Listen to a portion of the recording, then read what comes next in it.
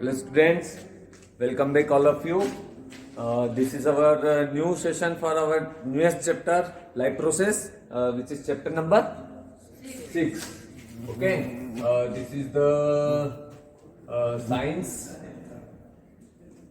chapter 6, that is life process. Okay. Life process, and this is which class? Okay. This is the most important chapter of actually this is the for our book also, and it is for our life also. Okay. Most important chapter, that is the most important topics in our life. क्योंकि जो life है वो life के जितने processes है वो सारे processes इस टॉपिक में, इस चैप्टर में इंक्लूड है. ठीक है. अब बात करें तो मैं यहाँ पर वीडियो रिकॉर्ड भी कर रहा हूँ और आप लोगों को टीच भी कर रहा हूँ. तो मैं यहाँ पे खड़ा हूँ, बोल रहा हूँ, तो आपको पता है कि मुझे एनर्जी लग रही है. ठीक है. लेकिन आप वहाँ पर बैठे हो, मुझे सिर्फ सुन रहे हो. लेकिन सुनने के बाद भी आपके लाइफ का प्रोसेस जो है, आपकी बॉडी का प्रोसेस जो है वो चालू है. ठीक है. डाइजेशन भी हो रहा है अगर आपने कुछ खाया है, एनर्जी भी एमिट हो रही है, क्यों एनर्जी भी लग रही है.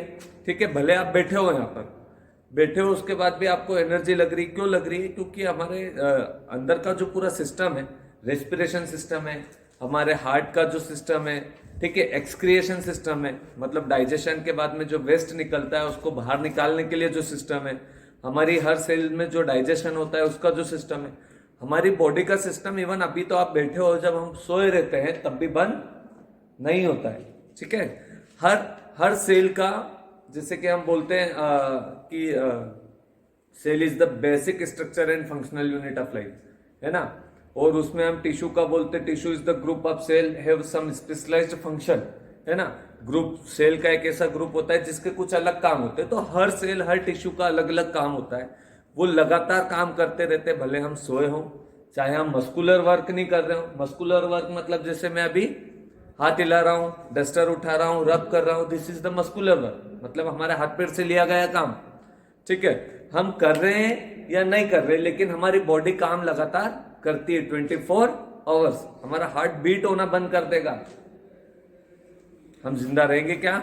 We will not be alive more. ठीक है. तो हार्ट काम कर रहा है, हमारी किडनी काम कर रही है, हमारे लंग्स अगर बंद हो गए, सांस लेना बंद कर देंगे. ठीक है. अभी जैसे कोरोना में होता है, कोरोना में क्या होता है कि लंग्स पे अटैक होता है कोरोना वायरस का, और वो लंग्स को इन्फेक्ट कर देता है, डैमेज कर देता है, और लंग्स काम करना बंद कर देते हैं. तो हम सांस ले नहीं पाते, ऑक्सीजन अंदर नहीं जाता, ऑक्सीजन सेल्स तक नहीं पहुंचता, हमें एनर्जी नहीं मिलती. एनर्जी नहीं मिलती तो एवरीथिंग इज ओवर. समझ में आया? तो हम चाहे काम करें या न करें, लेकिन बॉडी हमेशा काम करती है 24/7, है ना. ईच एंड एवरी मोमेंट हमारी बॉडी काम करती है, तो उसको एनर्जी रिक्वायर भी होती है. जब काम होता है तो एनर्जी तो चाहिए ही चाहिए. समझ में आया? तो हमारा जो लाइफ प्रोसेस है लगातार चलता रहता है. ठीक है. और उसके बहुत सारे पार्ट्स भी है, हमने उस दिन भी डिस्कस किए थे अर्लियर, कि हम सांस ले रहे, हमारा नेसल सिस्टम है, नेसल सिस्टम में ऑक्सीजन हमने इनहेल किया, फिर वो इनहेल होके लंग्स तक गया, है ना. लंग्स तक काई से गया? ट्रेकिया से होते हुए, मतलब जो विंड पाइप होता है, हमारा हवा का जो पाइप होता है, उससे होते हुए लंग्स में गया. लंग्स उसको ब्लड के पाइप्स में धकेल देता है. ठीक है. एल्वियोले से होते हुए सारा अपन पढ़ेंगे, रेस्पिरेशन सिस्टम भी पढ़ेंगे, एक्सक्रिएशन भी पढ़ेंगे, ट्रांसपोर्टेशन भी पढ़ेंगे. ठीक है. डाइजेस्टिव सिस्टम भी पढ़ेंगे, ये सारा इसी चैप्टर में. तो हमने ऑक्सीजन लिया, लंग्स ने काम किया, लंग्स ने उसे हार्ट के पास ऑक्सीजन को पहुंचाया, उसमें ब्लड भी काम दे रहा है. ब्लड टिश्यूज है, क्या है? टिश्यूज है. तो ब्लड भी काम कर रहा है, वहां पे ऑक्सीजन को वहां लेके गया, फिर वो ऑक्सीजनेटेड ब्लड जो है, हार्ट क्या करता है, एक मोटर जैसा काम करता है और उसको पूरी बॉडी में पंप कर देता है. वहां से ऑक्सीजन डाइजेस्टिव सिस्टम से होते हुए जाता है, तो ऑक्सीजन के साथ साथ फूड को भी कलेक्ट कर लेता है कि ला भाई मैं सेल तक जा रहा हूं, तो तेरा कुछ सामान है तो मुझे दे दे, मैं ले जाऊंगा. समझ में आया? तो ऑक्सीजन फूड को भी लेता है स्टमक से, इंटेस्टाइन से, और वहां से लेके सेल्स तक जाता है. ठीक है, सेल्स तक जाने के बाद क्या होता है कि सेल्स जो क्या क्या करती है, माइटोकॉन्ड्रिया में जाके उस फूड को डाइजेस्ट करती है। क्या करती है? डाइजेस्ट करती है, मतलब ऑक्सीजन की प्रेजेंस में। बिना ऑक्सीजन फूड हमारा टूटता नहीं है। अगर ऑक्सीजन नहीं होगी तो हमारा फूड एनर्जी नहीं देगा। समझ में आया? ऑक्सीजन के बिना हमें फूड से एनर्जी नहीं मिलती है। तो जैसे ही ऑक्सीजन हमको मिलता है ना, वो ऑक्सीजन सेल्स में जाता है, वहां पे फूड टूटता है, फूड ब्रेक होता है और हमें एनर्जी मिलती है। समझ में आया? फिर क्या होता है कि इस एनर्जी मिलने में बहुत सारा वेस्ट भी निकलता है। बहुत सारा वेस्ट गैसेस फॉर्म में निकल जाता है, जैसे CO2। हम सांस बाहर करते तो CO2 निकलता है और बहुत सारी हार्मफुल गैसेस निकलती है। हमें पसीना निकलता है, दैट इज ऑल्सो वेस्ट, और वो टेम्परेचर को भी मेंटेन करता है। हमारा यूरिन, हमारा फीकस, ये सारा क्या है? मेटाबॉलिक वेस्ट होता है। क्या होता है ना? तो इन सारे काम करने के लिए, हमारे मसल्स को काम कराने के लिए, ठीक है, हमारे हार्ट को काम कराने के लिए, इन सब के लिए हमें एनर्जी रिक्वायरमेंट होती है। तो सबसे पहले लाइफ प्रोसेस का फर्स्ट टॉपिक हम क्या लेंगे? न्यूट्रिशन। क्या लेंगे? न्यूट्रिशन। न्यूट्रिशन मतलब हमें खाना पीना और जो इसेंशियल दूसरे मिनरल्स होते हैं उनको हम कैसे लेते हैं, उनका काम क्या है और वो हमें कैसे मिलते हैं। ठीक है, तो सबसे पहले हम लेंगे जो न्यूट्रिशन होता है वो 2 टाइप का होता है। कैसा होता है? आप सभी को पता है, फर्स्ट टाइप ऑफ न्यूट्रिशन होता है ऑटोट्रॉफिक न्यूट्रिशन। क्या होता है? Autotrophic nutrition. और सेकेंड टाइप होता है हेटेरोट्रॉफिक या हीटेरोट्रॉफिक न्यूट्रिशन।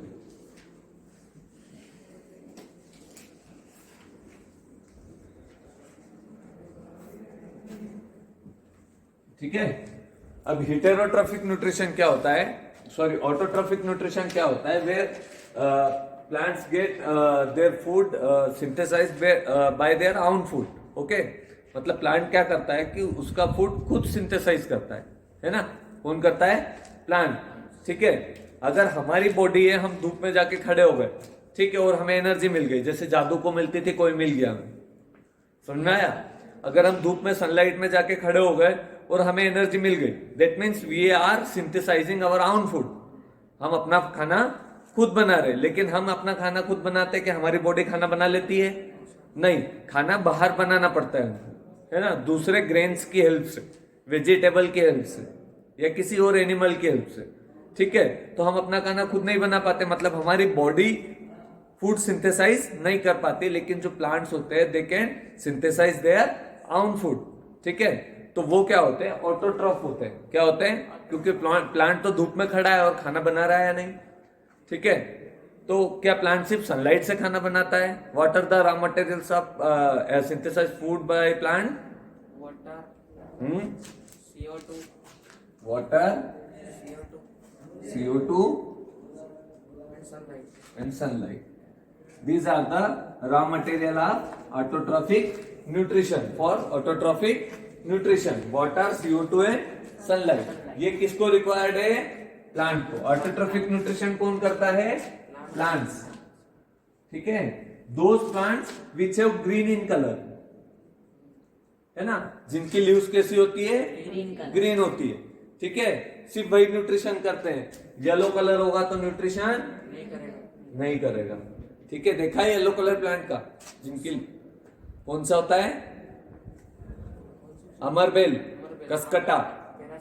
7th में पढ़ा था अमरबेल, कसकटा। ठीक है, तो यहाँ पर ऑटोट्रॉफिक न्यूट्रिशन के लिए रिक्वायरमेंट एलिमेंट्स जो प्लांट को लगते हैं वो क्या है? वाटर, CO2 और सनलाइट, है ना। लास्ट लेक्चर में भी हमने डिस्कस किया था। ठीक है, अब यहाँ पर वाटर जो होता है वो कहां से आता है प्लांट में? रूट्स। प्लांट में वाटर कहां से आता है? रूट से। कहां से आता है? रूट से। ठीक है, और सनलाइट सन से, वो तो आती है, है ना, पानी भी आता है ऊपर से, तो सन से लाइट आ रही है, पानी भी तो आता है, बारिश भी तो होती है, तो रूट से क्यों आ रहा है वाटर? रूट से सब जगह पहुंचा देता है।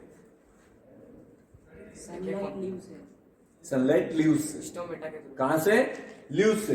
यहां जो मैंने बोला कि प्लांट अगर ग्रीन है, प्लांट अगर ग्रीन है तो ही फोटोसिंथेसिस होगा, मतलब ऑटोट्रॉफिक न्यूट्रिशन प्लांट में होगा, है ना।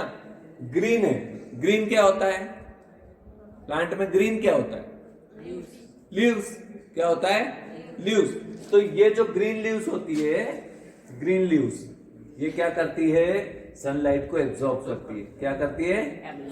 सनलाइट को एब्जॉर्ब करती है, ठीक है। ग्रीन लीव्स ने सनलाइट को एब्जॉर्ब कर लिया, रूट से वाटर आ गया, रूट से वाटर, ठीक है। सनलाइट यहां से पहुंच गया, वाटर यहां से पहुंच गया, और क्या बचा? CO2 कैसे आता है? ऑक्सीजन, एयर के थ्रू। कैसे मिलता है? एयर के थ्रू। कहां घुसता है? रूट में। एयर के थ्रू। एक्चुअली होता क्या है कि जो हमारी लीव्स होती है, कौन होती है? ठीक है। इन लीव्स में टाइनी पोर्स होते हैं। क्या होते हैं? Tiny pores. वो टाइनी पोर्स जो होते हैं उनको हम बोलते हैं स्टोमेटा। क्या बोलते हैं? Stomata. This types of structure is there for stomata, just like that, है ना। यहाँ पे ये जो सिस्टम है ये पोर है ना, और ये स्टोमेटा के कवर है।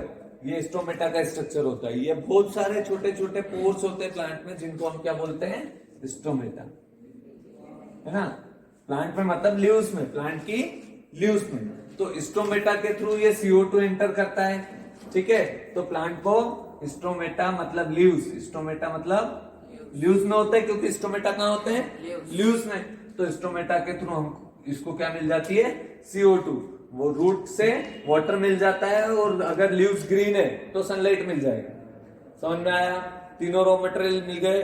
तीनों रॉ मटेरियल मिलके क्या करते हैं? ठीक है, जैसे ये हो गया CO2 जो स्टोमेटा के थ्रू अंदर घुसता है, प्लस H2O जो रूट से आता है, ठीक है। ये कहां से आता है? स्टोमेटा से। स्टोमेटा जो लीव्स में होता है, ठीक है। H2O कहां होता है? रूट में, ठीक है, रूट, है ना। और सनलाइट, सनलाइट कहां होता है? ग्रीन लीव्स में, ठीक है। CO2 स्टोमेटा जो कि लीव्स में होते हैं, है ना। हवा में अभी कितना? 0.03% क्या है? CO2। ये CO2 कहां चला जाता है? लीव्स में, है ना। वाटर कहां से आता है? रूट में से। रूट में जो जाइलम टिश्यू होते हैं, जाइलम टिश्यू क्या करते हैं? वाटर को ट्रांसपोर्ट करते हैं, और फाइलम फूड को, ठीक है। तो रूट से वाटर आ गया, उसके बाद सनलाइट जो कि ग्रीन लीव्स ही एब्जॉर्ब करती है। कौन एब्जॉर्ब करती है? Green leaves. उससे मिलता है सनलाइट। ये सनलाइट क्या करता है? वाटर को तोड़ता है, हाइड्रोजन और ऑक्सीजन, हाइड्रोजन प्लस, इन दोनों को अलग अलग करता है। समझ में आया? तो यहां पर ये वाटर को तोड़ता है कौन? सनलाइट। ये इसका काम है, ठीक है। अब यहाँ पे क्या होता है कि इनको हम रॉ मटेरियल क्यों बोलते हैं? क्योंकि घर पे भी जब मम्मी खाना बनाती है, तो खाना बनाने में आटा, दाल, पानी, नमक, मिर्ची, मसाला, वॉट एवर द वेजिटेबल्स, ठीक है, ये सब पहले रॉ मटेरियल होता है। क्या होता है? खाना बनाने का सामान है ना। जैसे कि खेत पे सोयाबीन बोना है ना, तो सोयाबीन बोने के लिए या लहसुन बोने के लिए हम जो सामान ले जाते हैं वो रॉ मटेरियल है। क्या है? उसको क्या बोलते हैं? मतलब उससे कुछ प्रोडक्ट बनने वाला है ना। तो मम्मी भी खाना बनाती, वो एक प्रोडक्ट है ना।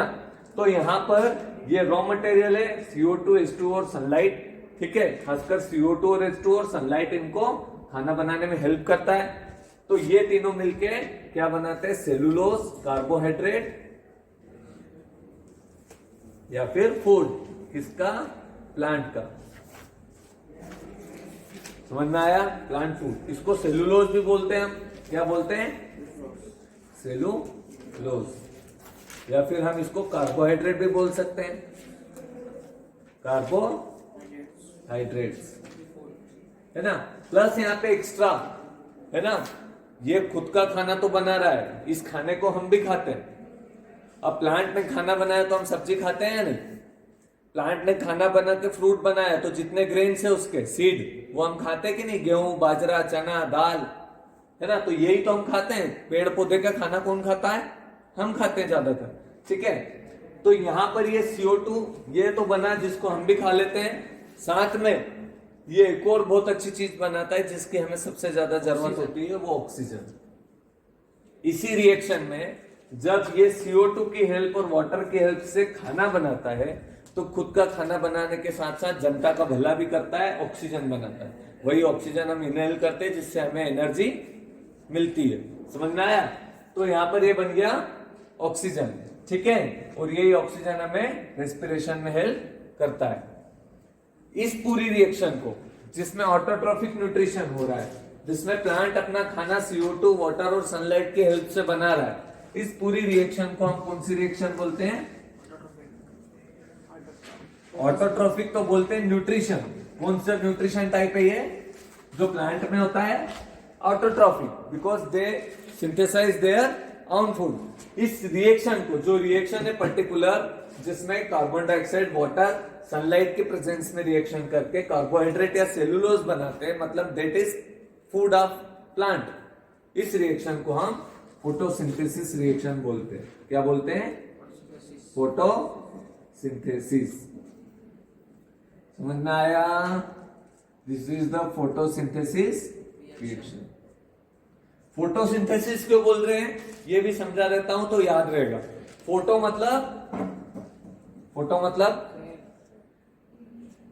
मतलब फ्रेम। मैं खींचू तेरी फोटो। फोटो मतलब लाइट, है ना? जो लाइट, जो सनलाइट आता है ना, सनलाइट एक्चुअली क्वांटास में आता है, बंडल्स में। कैसे आता है? कंटिन्यू क्या बोलते हैं? कंटिन्यू, है ना? सनलाइट नहीं आता है, वो टुकड़ों में आता है, जिसको हम बोलते हैं बंडल्स। क्या बोलते हैं? बंडल्स, है ना? तो उन बंडल्स को फोटोन बोलते हैं, और सिंपली हम उसको फोटो, इस रिएक्शन में क्या ले रहे हैं? Photo. Photo means photon. Photon मतलब लाइट के बंडल्स, मतलब लाइट। सीधा सा ये समझ लो, फोटो मतलब लाइट। सिंथेसिस मतलब सिंथेसाइज करना, मतलब खाना बनाना। सिंथेसाइज मतलब, तो सिंथेसिस हो रहा है किसकी हेल्प से? फोटो। किसकी हेल्प से? लाइट की हेल्प से। सिंथेसिस हो रहा है, क्या हो रहा है? फूड। किसकी हेल्प से? लाइट की। तो इसका नाम क्या कर दिया? फोटो। समझ में आया? ये हो गया आपका ऑटोट्रॉफिक न्यूट्रिशन। क्या हो गया? जितने भी ग्रीन प्लांट्स होते हैं उनमें कौन सा न्यूट्रिशन होता है? Autotrophic nutrition. समझ में आया? अब ग्रीन होना क्यों जरूरी है ये समझ में आया आपको? ठीक है। ग्रीन नहीं होगा प्लांट, है ना, तो प्लांट ग्रीन नहीं होगा तो सनलाइट एब्जॉर्ब नहीं होगा। सनलाइट एब्जॉर्ब नहीं होगा तो ये वाटर हाइड्रोजन और ऑक्सीजन में नहीं टूटेगा तो कार्बोहाइड्रेट नहीं बनेगा, क्योंकि यहाँ पे हाइड्रोजन अलग है और ऑक्सीजन अलग है। समझ में आया? अब यहाँ पर एक और चीज हो रही है कि ग्रीन जो लीव्स होती है वो ग्रीन किसकी हेल्प से होती है? किसकी? क्लोरोफिल की हेल्प से। किसकी? जो लीव्स में क्लोरोफिल होता है ना, क्लोरोफिल, है ना? लीव्स में जो क्लोरोफिल होता है इसकी हेल्प से लीव्स क्या होती है? ग्रीन होती है। ठीक है। जो क्लोरोफिल होता है वो एक्चुअली सेल्स में क्या होता है? उसका क्या नाम होता है?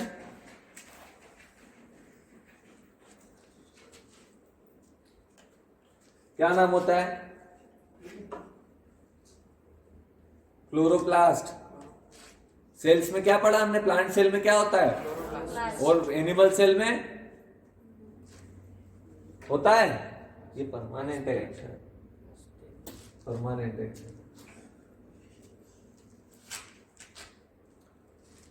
अरे क्लोरोप्लास्ट कहां पे होता है?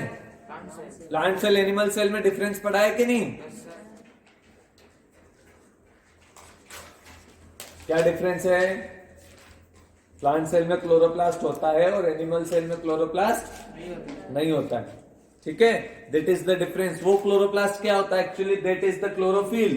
Chloroplast that means chlorophyll. वही क्लोरोप्लास्ट प्लांट को ग्रीन रखता है, मतलब लीव्स को ग्रीन लगता है। ठीक है। क्लोरोप्लास्ट के और क्या नाम है सेल्स में? और क्या बोल सकते हो उसको? क्या बोल सकते हो उसको? हैं? प्लास्टिड्स, क्या बोलते हैं? प्लास्टिड्स, ठीक है। तो जो प्लांट सेल में, प्लांट की सेल में मतलब लीव्स, प्लांट की जो लीव्स वाली सेल होती है उनके अंदर क्या होते हैं? प्लास्टिड्स होते हैं, दैट इज क्लोरोप्लास्ट, जो एनिमल सेल में नहीं होते, ठीक है। अब मैं यहाँ पे धूप में खड़ा हो जाऊं जाके, मेरे अंदर प्लास्टिड्स तो है नहीं, तो सनलाइट को एब्जॉर्ब कर लेंगे, मतलब क्लोरोप्लास्ट तो है नहीं। अगर मेरे अंदर क्लोरोप्लास्ट होता, समझ में आया? अगर मेरे अंदर क्लोरोप्लास्ट होता तो मैं सनलाइट को एब्जॉर्ब करता उस तरीके से जो फूड को सिंथेसाइज में हेल्प कर सके, समझ में आया? तो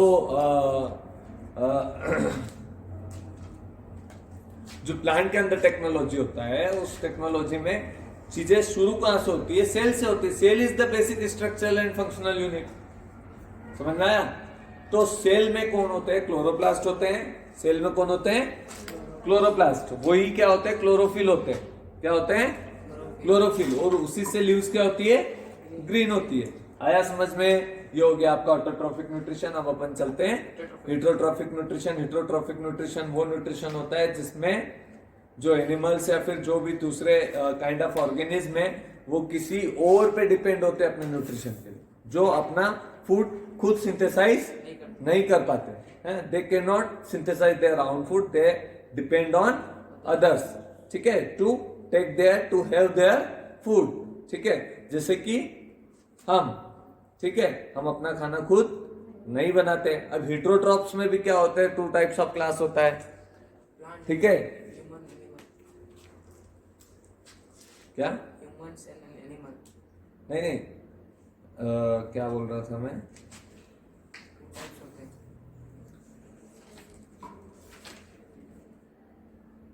एक वो जो हर्बीवोरस होते हैं, है ना, जो वेजिटेरियंस होते हैं सिर्फ, है ना। और दूसरे होते हैं वेजिटेरियंस, मतलब जो गाय है, बकरी है ना, हिरण है, ये सब क्या खाते हैं? सिर्फ वेजिटेबल्स खाते हैं। वेजिटेबल्स के सिवा दूसरी चीज नहीं खाते, ठीक है। और दूसरे कौन से होते हैं? कार्निवोरस होते हैं। कार्निवोरस मतलब जो सिर्फ नॉनवेज ही खाते हैं, है ना, वेजिटेबल्स नहीं खाते, मतलब दे depend on other animals for their nutrition. वो क्या होते हैं? कॉर्निवोरस। और एक होते हैं ओमनिवोरस। क्या होते हैं? जैसे हम ह्यूमंस, ह्यूमंस क्या है? ओमनिवोरस है। तो ओमनिवोरस जो होते हैं वो हर्ब पे भी डिपेंड होते हैं, मतलब हर्ब से भी अपना न्यूट्रिशन प्राप्त कर लेते हैं, जैसे प्लांट, है ना, ग्रेन्स, वेजिटेबल्स। और वो एनिमल्स को भी खा लेते हैं, समझाया? As a nutrition they can have animals also, other animals, ठीक है, जैसे नॉन वेजिटेरियन लोग जो खाते हैं, ठीक है। तो ये क्लास होता है हेटरोट्रॉप्स में, जिसमें कार्निवोरस, ओमनिवोरस और हर्बीवोरस होते हैं, ठीक है। यहां पर हम सिर्फ बात करेंगे न्यूट्रिशन इन ह्यूमंस। किसकी बात करेंगे? वो क्या होते हैं? कार्निवोरस होते हैं, हर्बीवोरस होते हैं, ओमनिवोरस होते हैं। ओमनिवोरस क्या होते हैं?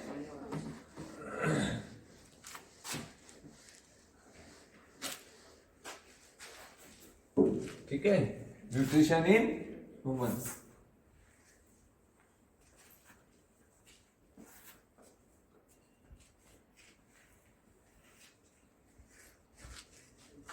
बहुत सारे ऑर्गेनिज्म ऐसे भी होते हैं जो डेड और डिकेइंग मटेरियल पे डिपेंड होते हैं अपने फूड के लिए।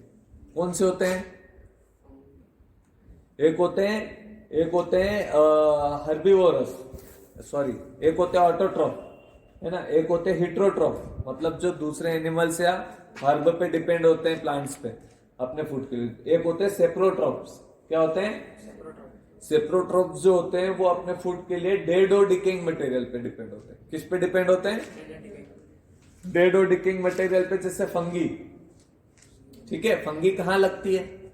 कहाँ रिप्रोड्यूस होती है फंगी? कोई अच्छा फ्रेश फूड है, ताजा बना हुआ, क्या वहां पे फंगी आएगी? नहीं आएगी। वो कहाँ आती है? कोई मरा हुआ जानवर है, ठीक है, खराब हुई ब्रेड है, खराब हुई रोटी है, 8 दिन से पड़ी हुई चाय है ना, जो भी चीज रोट हो जाती है, सड़ जाती है ना, रोटन जो फूड मटेरियल होता है, आपने देखा होगा वहां फंगी आ जाती है। तो फंगी जो होती है हमेशा वो फंगस जो होता है वो कहाँ डेवलप होता है? डेड और डिकेइंग मटेरियल पे। तो उनको हम बोलते हैं सेप्रोट्रॉप्स। क्या बोलते हैं? है ना. Autotroph they can synthesise their own food. ठीक है. Heterotroph they depend on others for their food. और saprotrophs they depend on the dead and decaying material for their nutrition. समझ में आया. अब इसमें एक पैरासाइट वाला और मामला है, उसको डिटेल में बाद में देख लेंगे. अभी अपन चलते हैं न्यूट्रिशन इन ह्यूमंस. ठीक है. अब न्यूट्रिशन इन ह्यूमंस मैंने आपको पहले कभी पढ़ाया है क्या?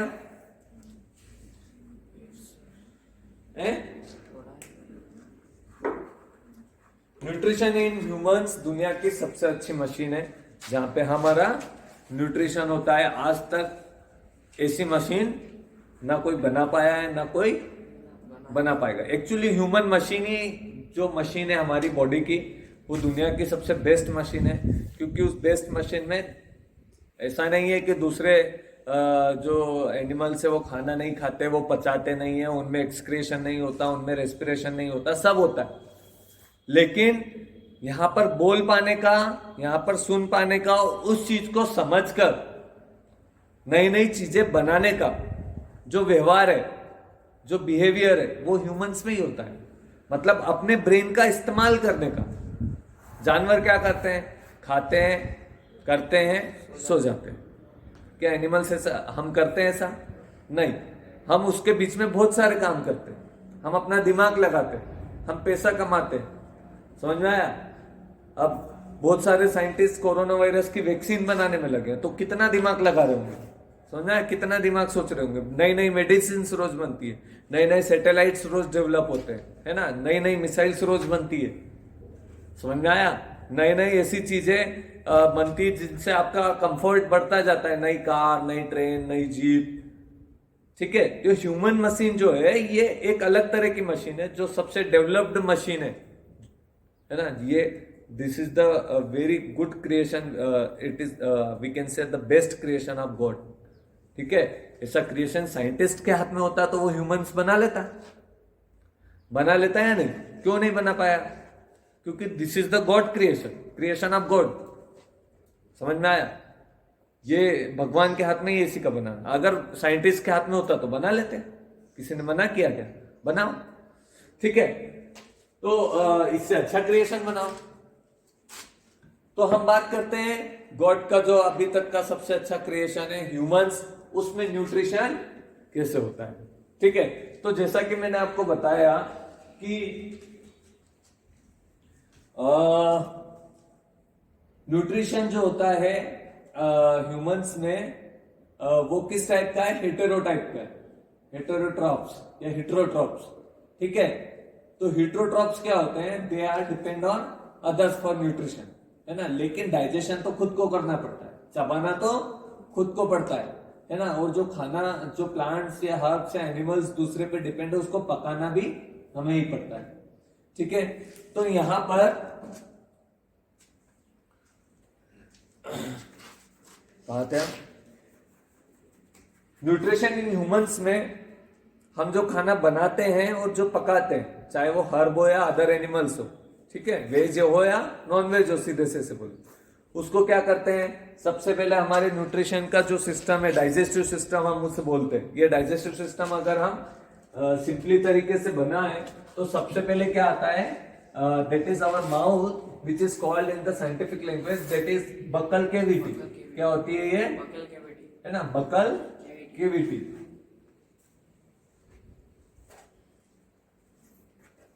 ठीक है. यहाँ पर बकल केविटी होती है. यहाँ पर हमारे 32 टीथ होते हैं. एक एडल्ट में कितने टीथ होते हैं? 32. 16 इन द लोअर जा एंड 16 इन अपर जा, है ना. नीचे के जा में 16 और ऊपर के जा में 16. दैट इज 32 टीथ होते हैं. एक टंग होता है, एक टंग होता है. उस टंग में डिफरेंट टेस्ट होता है और वो सॉलोइंग करने के लिए, फूड को चबाने के लिए हेल्प करता है. क्या होता है? टंग. ठीक है. और उस टंग के साथ साथ ऊपर की जो स्किन है, वहां से सलाइवा एक्सक्रिएट होता है. क्या एक्सक्रिएट होता है? सलाइवा. उसको हम हिंदी में या देसी लैंग्वेज में लार बोलते हैं. क्या बोलते हैं? है ना. वो फूड को डाइजेस्ट करने में और फूड को मिक्स करने में एक दूसरे में हेल्प करता है. तो सबसे पहले जब हम फूड को सॉलो करते हैं तो वो मुंह में जाता है. That is mouth, that is buccal cavity. वो क्या होती है? बकल केविटी क्या करती, फूड को बहुत अच्छे से जो दांत होते हैं हम उसमें यहाँ पे उसे चबाते हैं, है ना, च्यू करना, है ना। चबाने के बाद में जब फूड पूरा क्या बोलते हैं उसको, पिस जाता है ना, उसका चूरा हो जाता है, तो उसमें सलाइवा मिक्स हो जाता है। क्या मिक्स हो जाता है? सलाइवा कुछ तरीके के बैक्टीरियाज को किल भी करता है, और दूसरा यहाँ पर क्या है, स्टार्च को एक्टिवेट करता है डाइजेस्ट करने के लिए। किसको? फूड के अंदर जो स्टार्च होता है, जैसे चावल में भरपूर मात्रा में, प्रचुर मात्रा में स्टार्च होता है। क्या होता है? स्टार्च। ऐसे हमारी रोटी में भी स्टार्च होता है, तो उस स्टार्च को एक्टिवेट करता है डाइजेस्ट करने के लिए। कौन करता है? सलाइवा। कौन करता है? ठीक है, सलाइवा निकलता है यहाँ पर क्या बोलते हैं, सिक्रेशन ग्लैंड होती है सलाइवा को, ठीक है, उसको बोलते हैं सेलेवरी एमाइलेस, है ना। सेलेवरी एमाइलेस तो सलाइवा को ही बोलते हैं, उसमें एंजाइम होता है सेलेवरी एमाइलेस। सलाइवा में क्या होता है? सेलेवरी एमाइलेस एक एंजाइम होता है जो डाइजेशन में हेल्प करता है, ठीक है। अब इसके अलावा फिर ये जब बकल केविटी नीचे जाती है तो ये फूड पाइप है। ये क्या है? Food pipe. इसको बोलते हैं ईसोफेगस। क्या बोलते हैं? ईसोफेगस। ये फूड पाइप है, इसका कोई काम नहीं है। ये सिर्फ क्या करता है, आपके स्टमक तक पहुंचता है और स्टमक पे पहुंच के इस फूड को स्टमक में ट्रांसफर कर देता है। ईसोफेगस नाम के पाइप का कोई और दूसरा काम नहीं है, सिर्फ ये बकल केविटी से स्टमक को कनेक्ट करता है। समझ में आया? क्या करता है? बकल केविटी से स्टमक को कनेक्ट करता है, तो हम जो फूड सोलो करते हैं, है ना, उसे चबाते हैं, वो फूड कहां आ जाता है? स्टमक में। अब जैसे ही फूड स्टमक में आता है तो यहां पर क्या होता है कि बहुत सारे ये जो गैस्ट्रिक ग्लैंड होती है ना, ये जो स्टमक की स्किन है, स्टमक की क्या है? स्किन है, इसमें गैस्ट्रिक ग्लैंड होती है। क्या होती है? Gastric gland. गैस्ट्रिक ग्लैंड होती है, ये गैस्ट्रिक ग्लैंड से निकलते गैस्ट्रिक जूसेस। क्या निकलते हैं? Gastric juices. ये गैस्ट्रिक जूसेस कौन कौन से होते हैं? दो टाइप के होते हैं। एक तो हाइड्रोक्लोरिक एसिड, जब मैंने आपको एसिड बेस चैप्टर लिया था, एसिड बेस, उसमें भी ये आपको समझाया था कि स्टमक में हाइड्रोक्लोरिक एसिड निकलता है। क्या निकलता है? और दूसरा पेप्सिन नाम का हार्मोन निकलता है, पेप्सिन, ठीक है। तो यहाँ पे जो हाइड्रोक्लोरिक एसिड निकलता है इस गैस्ट्रिक ग्लैंड से, तो वो क्या करता है, जो फूड हमारा आया है बकल केविटी से, हाइड्रोक्लोरिक एसिड उस फूड में जितने बैक्टीरिया उसको किल करता है। क्या करता है? किल करता है। दूसरा हाइड्रोक्लोरिक एसिड क्या करता है, इस पेप्सिन नाम के हार्मोन को एक्टिवेट करता है। क्या करता है? पेप्सिन क्या करता है? प्रोटीन को डाइजेस्ट करता है। क्या करता है? प्रोटीन को डाइजेस्ट करता है। तो जब तक ये एक्टिवेट नहीं होता है पेप्सिन, तब तक ये प्रोटीन को डाइजेस्ट नहीं करेगा। और पेप्सिन को कौन एक्टिवेट करता है? HCl, hydrochloric. इतना काम होता है आपका स्टमक में। समझ में आया? अब यहाँ पे फूड में HCl मिक्स हो गया, बैक्टीरिया किल कर दिए, ठीक है। मैंने बताया था कि जब आप ऑयली फूड खाते हो या चरका खाना खाते हो तो HCl ज्यादा निकलता है, तो एसिडिटी हो जाती है, ठीक है। अब ये सब हो जाता है, उसके बाद में क्या होता है कि इस स्टमक से कनेक्टेड होती है स्मॉल इंटेस्टाइन। कौन कनेक्टेड होती है? Small intestine.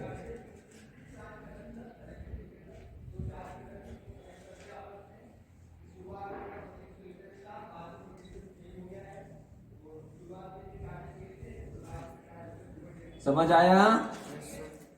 ये आपके कौन है? Small intestine. ह्यूमन न्यूट्रिशन का सबसे इंपॉर्टेंट पार्ट है ये स्मॉल इंटेस्टाइन, जहां पे सबसे ज्यादा डाइजेशन होता है। क्या होता है ना, डाइजेशन का मोस्ट पार्ट स्मॉल इंटेस्टाइन में पूरा होता है। इसका नाम स्मॉल है, लेकिन ये होती बहुत बड़ी है। 7 मीटर की होती है। 7 मीटर मतलब लगभग 21 फीट। कितनी होती है? 21। इस थंबे से उस थंबे की दूरी 10 फीट, इस थंबे से उस थंबे की दूरी 20 फीट। समझ में आया? तो लगभग इतनी लंबी होती है एक स्मॉल इंटेस्टाइन की कॉइल, ये ऐसे कॉइल रहती है अंदर गुत्थम गुत्था, समझ में आया? तो यहां पर ये जो स्मॉल इंटेस्टाइन है इसके अंदर बहुत छोटे छोटे हेयर लाइक स्ट्रक्चर्स होते हैं, फिंगर लाइक। कैसे स्ट्रक्चर होते हैं? फिंगर लाइक स्ट्रक्चर्स होते हैं, ऐसे बिल्कुल ऐसे ऐसे ऐसे ऐसे ऐसे ऐसे ऐसे पूरी इंटेस्टाइन में से। इनको हम बोलते हैं विली। क्या बोलते हैं? क्लास 7th में पढ़ा होगा, मैंने ही पढ़ा है विली। ये विली क्या होते हैं? इनमें बहुत सारी ब्लड कैपिलरीज होती है। क्या होती है? Blood capillaries.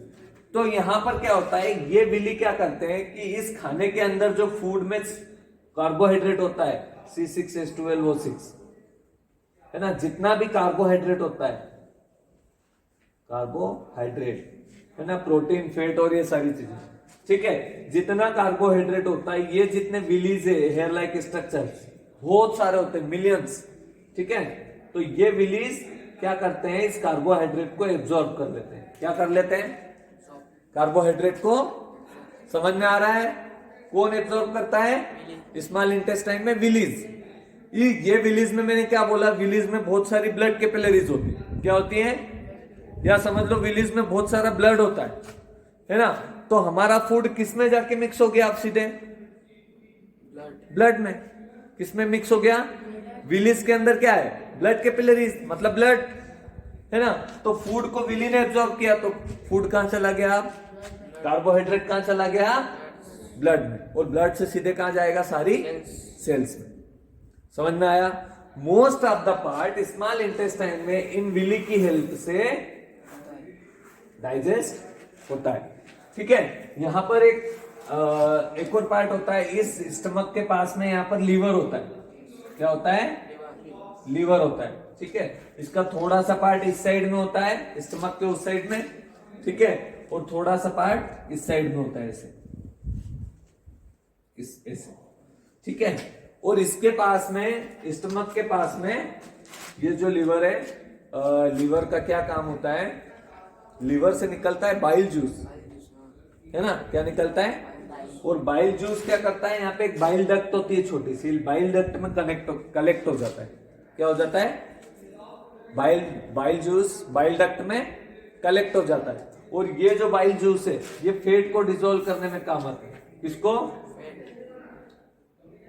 बाइल जूस, जो किसको डिसॉल्व करता है? ये एब्जॉर्ब, फैट को डाइजेस्ट करता है। कौन? Bile juice. समझ में आया? इस लीवर के पास में, लीवर से निकलता है बाइल जूस, जो कलेक्ट होता है बाइल डक्ट में। कहां पे? बाइल डक्ट में। और बाइल डक्ट से वो कहां जाता है? फैट को डाइजेस्ट करता है। समझ में आया? इसके अलावा इस स्टमक के नीचे की साइड में यहां पर एक होती है ग्लैंड। क्या होती है? एक ग्लैंड होती है जो एक तरीके का हार्मोन निकालती है। इसको बोलते हैं हम पेंक्रियास। इस ग्लैंड का नाम क्या है? पेंक्रियास, ठीक है। इस पेंक्रियास ग्लैंड से निकलता है हार्मोन, इसको बोलते हैं हम इंसुलिन। सुना है कहीं? ये क्या है? इंसुलिन, ठीक है। इस इंसुलिन का हमारे फूड डाइजेशन में बहुत बड़ा काम होता है, ठीक है। जब यहां पर मैंने बताया था कि ये जो छोटे छोटे विलीज है, ये जो विलीज है, ये फूड को, कार्बोहाइड्रेट को एब्जॉर्ब कर ले तो ब्लड में मिला देते हैं। ब्लड इस फूड को सेल्स तक ले जाता है। कहां ले जाता है? सेल्स तक। ये समझ लो एनिमल सेल है, ठीक है। ये क्या है? एनिमल सेल है। तो एनिमल सेल में जब फूड यहाँ पे आ गया, ये ब्लड कैपिलरी से इस सेल के आसपास है ना, यहाँ पे फूड लेके आ गई है। क्या लेके आ गई? कहां से लाई? स्मॉल इंटेस्टाइन से, ठीक है। तो फूड अकेला एंट्री नहीं करता इसके अंदर, ब्लड क्या करता है? सेल के पास में फूड को लाके छोड़ देता है, ठीक है। फूड को लाके छोड़ देता है, लेकिन फूड अकेला सेल के अंदर एंट्री नहीं करता। वहां पर क्या लगता है? पेंक्रियास से निकलने वाला एक इंसुलिन का मॉलिक्यूल। क्या लगता है ना। फूड का एक मॉलिक्यूल, मतलब ग्लूकोज का एक मॉलिक्यूल जो होता है, अगर वो सेल के अंदर जाएगा तो वो एक इंसुलिन को साथ लेके जाएगा। इंसुलिन, विदाउट इंसुलिन सेल अपना गेट नहीं खोलती। इंसुलिन को लाया है साथ में, चला जा अंदर। समझ में आया? तो इंसुलिन अगर अंदर नहीं गया, इंसुलिन अगर अंदर नहीं गया तो ब्लड में रह जाएगा। और इंसुलिन का मतलब ब्लड में रह गया, मतलब कि उसके साथ में कार्बोहाइड्रेट भी ब्लड में रह गया। और कार्बोहाइड्रेट अगर ब्लड में रह गया, मतलब कार्बोहाइड्रेट मतलब क्या? शुगर। शुगर, तो शुगर अगर ब्लड में ही रह गई तो शुगर क्या होगी? है ना, ऐसे बढ़ती ब्लड शुगर। क्या बनती है? Blood sugar. सुना है? शुगर हो गई डायबिटीज, उसी को हम क्या बोलते हैं? डायबिटीज, है ना। तो अगर यहां से इंसुलिन नहीं जाएगा पेंक्रियास से, इस पेंक्रियास से निकलने वाला इंसुलिन ग्लूकोज के साथ में नहीं जाएगा, तो ग्लूकोज अंदर सेल के नहीं जा पाएगा। वो ग्लूकोज अंदर नहीं गया तो ब्लड में ही रह जाएगा। ब्लड में रह गया मतलब ब्लड में शुगर बढ़ गई। ग्लूकोज क्या है? मीठा लगता है कि नहीं? तो शुगर ही तो है। शक्कर क्या है? ग्लूकोज है। समझ में आया? तो यहां पर अगर सेल के अंदर ग्लूकोज को जाना है तो साथ में एक इंसुलिन होना चाहिए। इंसुलिन कहां से निकलता है? पेंक्रियास से। तो पेंक्रियास अगर बराबर इंसुलिन निकाल रहा है तो बराबर ग्लूकोज सेल में जाएगा, और बराबर ग्लूकोज सेल में जाएगा तो ब्लड में ग्लूकोज की लेवल नहीं बढ़ेगी। और अगर ऐसा हो रहा है कि इंसुलिन यहां से कम निकल रहा है और ग्लूकोज का लेवल ब्लड में बढ़ रहा है, तो डॉक्टर क्या बोलता है? मीठा कम खाओ। बोलता है ऐसा? शुगर बढ़ रहा है, शुगर बढ़ नहीं रहा है, इंसुलिन कम हो रहा है। समझ में आया? अगर इंसुलिन कम हो, अगर इंसुलिन बराबर आए तो ग्लूकोज तो सेल में जाएगा, खत्म हो जाएगा, वहां पे डाइजेस्ट एनर्जी दे देगा आपको, है ना। इंसुलिन कम पड़ रहा है तो आपका ग्लूकोज सेल में नहीं जा पा रहा है ना। मतलब इंसुलिन कम पड़ गया तो हमारा ग्लूकोज लेवल ब्लड में बढ़ गया। अगर बराबर इंसुलिन निकले तो हमारा शुगर ब्लड में नहीं बढ़ेगा। तब डॉक्टर क्या बोलता है? मीठा कम खाओ। मतलब ग्लूकोज को ब्लड के अंदर जाने ही मत दो, ग्लूकोज को ब्लड के अंदर यहां से जाने ही मत दो। तो ग्लूकोज ही नहीं जाएगा, इंसुलिन तो पहले से ही कम आ रहा है पेंक्रियास से, ठीक है। तो ग्लूकोज यहां से नहीं जाएगा तो ब्लड में ग्लूकोज बढ़ेगा ही नहीं। और फिर डॉक्टर बोलता है टाइम टू टाइम खाओ, थोड़ा थोड़ा, दिन में 5-7 बार खाओ। इसीलिए बोलता है कि एकदम से ब्लड में ग्लूकोज जाके अपन ने अभी 10 रोटी खा ली, 10 रोटी का ग्लूकोज अभी ब्लड में जाएगा। समझ में आया? और आप 2-2 रोटी 5 टाइम खाएंगे तो 5 टाइम ग्लूकोज ब्लड में जाएगा। तो इतना ग्लूकोज, इतना इंसुलिन स्टमक में पेंक्रियास निकालता होगा, वो डाइजेस्ट कर लेगा। समझ में आया? और अगर इंसुलिन बढ़ गया, इंसुलिन ज्यादा निकल गया और आपका ग्लूकोज यहाँ पे है नहीं, है ना, तो ये इंसुलिन क्या करता है? फटाफट ग्लूकोज को सेल में भेजता है, तो ब्लड में ग्लूकोज कम पड़ जाता है, तो उसको बोलते हैं शुगर डाउन होना। क्या बोलते हैं? है ना। तो जरूरी क्या है? पेंक्रियास का अच्छे से काम करना, पेंक्रियास का अच्छे से काम करना। शुगर बढ़ती नहीं है, इंसुलिन कम होता है। इंसुलिन, अगर इंसुलिन बराबर निकलेगा तो हमारा शक्कर खाने और ना खाने से कोई फर्क, ऐसा बोलते हैं ना बहुत मीठा खाएगा शुगर हो जाएगी, ऐसा नहीं होता है। मीठा खाने से शुगर नहीं होती, इंसुलिन कम होने से शुगर होती है। समझ आया? Is that clear?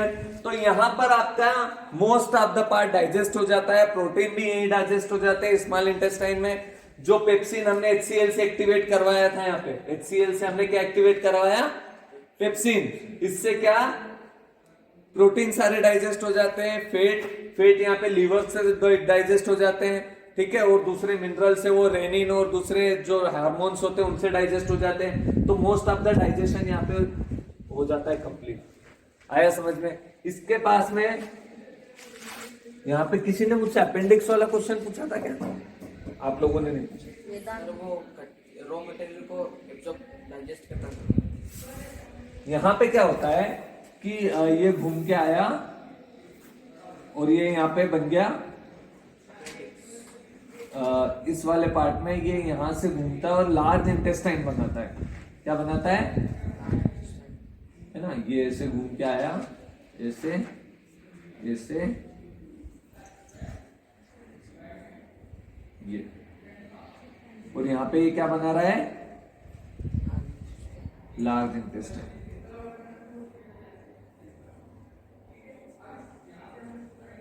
जो स्मॉल इंटेस्टाइन के आसपास होता है। कहां होता है? आसपास। उसके पास में यहाँ पे एक इलम नाम का ऑर्गन होगा, देखो आपकी बुक में और यहाँ पे एक अपेंडिक्स होगा। क्या होगा? अपेंडिक्स दिख रहा है डाइजेस्टिव सिस्टम के नीचे?